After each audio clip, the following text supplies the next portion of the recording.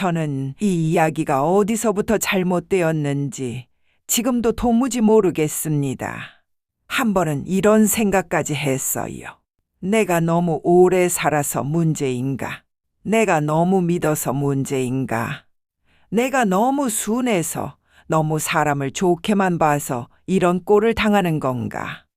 하지만 아니었다는 걸 저는 며칠 전 아주 잔인한 방식으로 깨달았습니다. 그날 제가 받은 문자 한 통이 제 삶이 허물어지는데 단 3초면 충분하다는 걸 알려주었습니다. 문자에는 승인 현대성형외과 290만 원 눈성형, 그 밑에 작은 글씨로 결제 날짜가 있었죠. 그 금액, 그 병원, 그리고 그 결제 날짜. 제가 10년 동안 조금씩 숨처럼 모아온 병원비, 간병비, 비상금을 며느리가 자기 눈 성형에 써버렸습니다. 그 사실을 보는 순간 세상이 잠깐 정지된 것 같았습니다. 숨이 턱 막히고 손끝이 저려와서 핸드폰을 제대로 들 수도 없었습니다. 그리고 그 문자 뒤에 붙은 아들의 말은 그 어떤 고통보다 깊었습니다. 엄마가 쓰라고 준 거 아니야? 어차피 엄마 그냥 돈만 모아봤자 나중에 우리 부담만 늘어나잖아. 그 말, 그 목소리, 그 표정, 그 순간 저는 제 가슴 안에 있던 마지막 온기마저 꺼져버렸습니다. 저는 사실 우리 며느리를 처음 볼 때부터 정말 고마웠습니다. 아들을 데려간 사람이니 조심스러울 법도 한데 며느리는 처음엔 참 밝고 다정한 아이였어요. 제가 해주는 김치찌개 한 숟가락에도 어머니 너무 맛있어요. 진짜 친엄마 같아요 라고 말해주는 아이였습니다. 결혼한 첫날 제 손을 꼭 잡고 말했습니다. 어머니, 저는 항상 어머니 편이에요. 우리 가족이니까요. 그 말에 저는 얼마나 안심했는지 모릅니다. 제가 딸이 없어서 평생 딸 같은 며느리를 꿈꿔왔거든요. 그래서 주변 사람들에게도 늘 말했었습니다. 우리 며느리는 참 예뻐. 성격도 좋고 말도 고분고분하고 나한테 잘해주는 게 딸보다 더 딸 같아. 지금 생각하면 그 말이 얼마나 어리석고 순진했는지 가슴이 저립니다. 그러던 어느 날 저는 이불을 털다가 허리를 강하게 삐끗했습니다. 처음엔 대수롭지 않게 생각했어요. 나이 들면 어디 한두 군데 안 아픈 데도 없으니까요.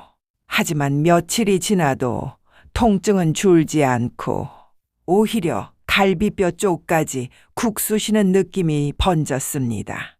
결국 병원에 가서 MRI를 찍었죠. 의사가 사진을 보며 조용히 말했습니다. 수술까지 갈 가능성이 큽니다. 지금은 참으시는 거지만 곧 걷기도 힘드실 거예요. 그 말이 얼마나 무서웠는지 가슴이 덜컥 내려앉았습니다. 그런데 그때 며느리가 제 손을 잡으며 이렇게 말했습니다. 어머니, 걱정 마세요. 수술이든 입원이든 제가 다 챙길게요. 그러니 어머니 걱정하지 마세요. 그 말이 정말 너무 따뜻했습니다. 저는 그 순간 눈물이 핑 돌았습니다. 그래서 그날 평생 아껴 모은 돈, 수술비, 입원비, 간병비를 며느리에게 맡겼습니다. 이거 네가 관리해. 엄마는 네가 믿음직하다. 그 말을 이렇게 후회하게 될 줄은 정말 몰랐습니다. 아마 그때부터였던 것 같습니다. 며느리가 저에게 조금씩, 아주 조금씩 날카로운 말투를 쓰기 시작한 게 처음엔 별거 아니었어요. 어머니, 전기세 너무 많이 나와요. 어머니, 가습을 오래 켜두면 위험해요. 어머니, 설거지 그 컵 말고 종이컵 쓰세요. 저는 그냥 잔소리려니 했습니다. 같이 사는데 서로 배려해야 하니까요. 그런데 그 잔소리가 며느리의 편안함을 위한 규칙이 되고 그 규칙이 저를 억압하는 명령이 되었습니다. 제가 아프다고 하면 어머니 병원비 너무 많이 들잖아요. 어머니, 이런 거 자주 가면 저희도 힘들어요. 제가 식탁을 정리하면 어머니, 어지럽히지 마세요. 제가 치울게요. 그러고선 며칠 동안 방치하는데도 저보고 손대지 말라고 했습니다. 제가 반찬을 조금 남기면 어머니, 이 정도는 다 드셔야죠. 그 말들이 쌓여 어느 순간 저는 집안에서도 숨을 조여가며 살고 있었습니다.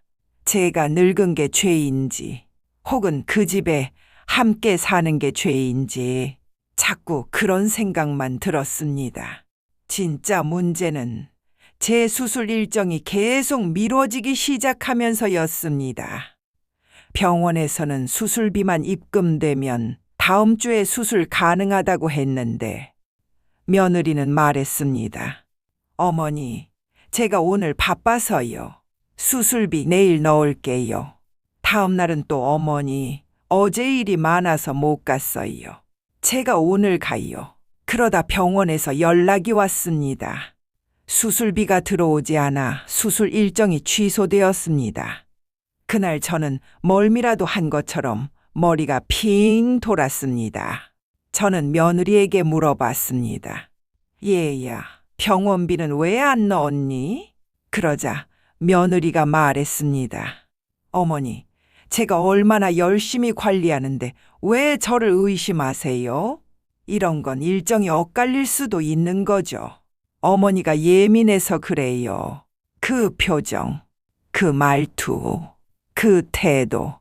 저는 그때 처음 이 집에서 제가 원하지 않는 존재가 되어버렸다는 걸 느꼈습니다.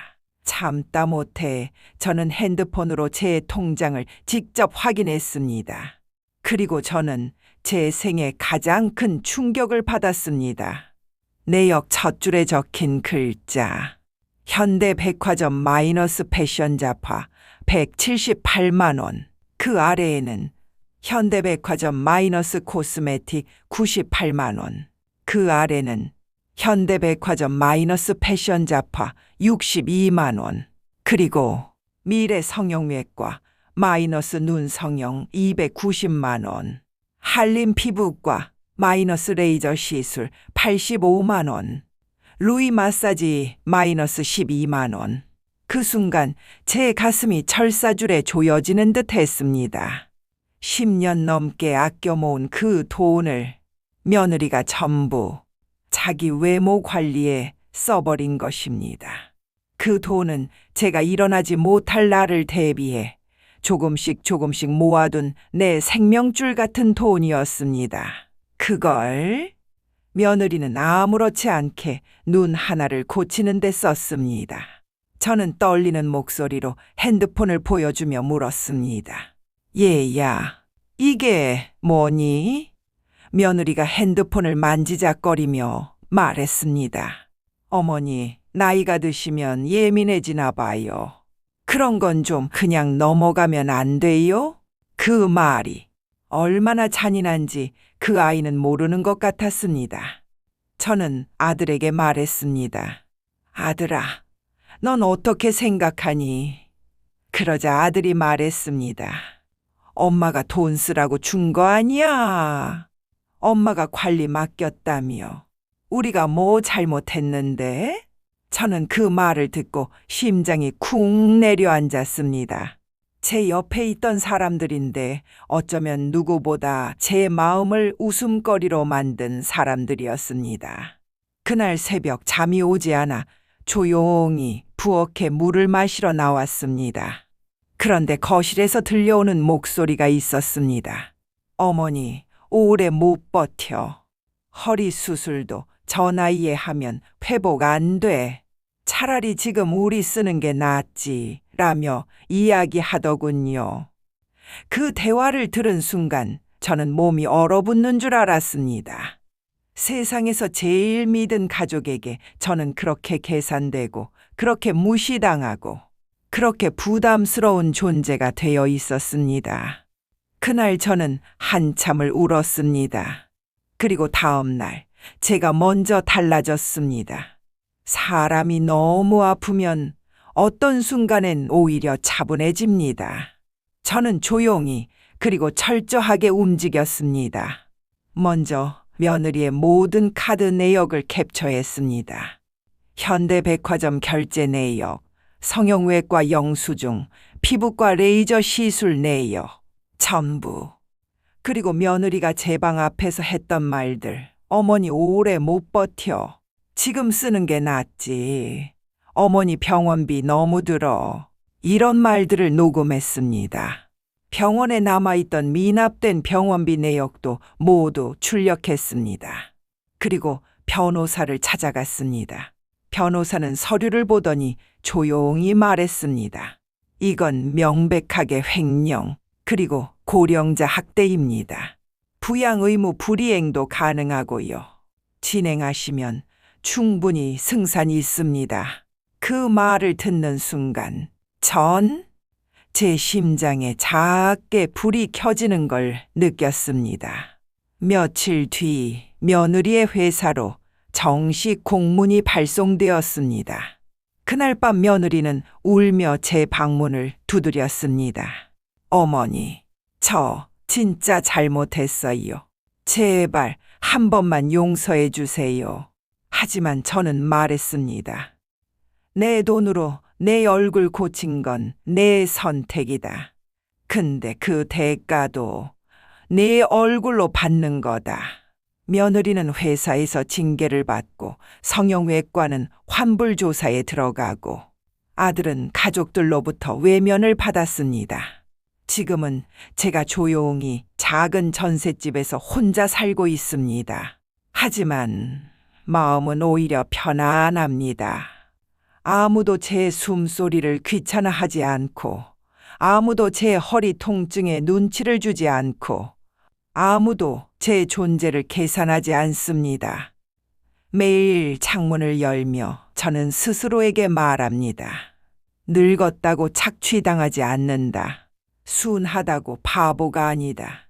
나를 버린 사람은 결국 그 대가를 치르게 되어 있다. 그리고 마지막으로 이 말을 여러분께 남기고 싶습니다. 뒤에서 웃던 사람은 앞에서 울게 되어 있습니다. 여러분들은 무시받지 말고 당당하게 남은 인생 열심히 힘내세요. 이야기가 공감되었다면 댓글 남겨주세요.